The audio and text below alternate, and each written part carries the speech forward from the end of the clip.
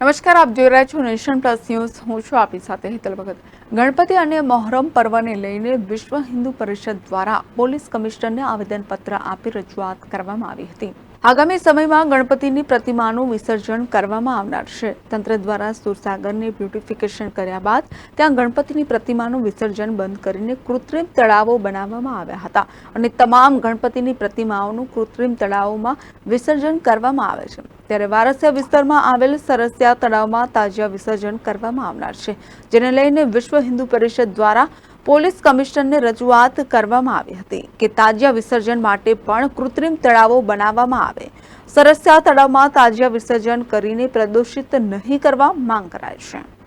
વિશ્વ હિન્દુ પરિષદ તરફથી અમે આજે પોલીસ ભવન આવ્યા છીએ અને અમારા મુદ્દા બે છે.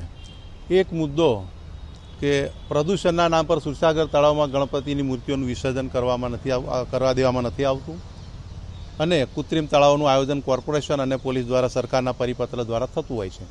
તો એ જ રીતનું પરિપત્રનો અમલ કરાવી સરકારશ્રી, હવે તો ટ્રિપલ એન્જિનની સરકાર કહેવાય, કેન્દ્ર, રાજ્ય અને કોર્પોરેશન પણ તમારી છે, તો ટ્રિપલ એન્જિન એનું પોતાનું કામ કરે અને કૃત્રિમ તળાવોની વ્યવસ્થા કરે.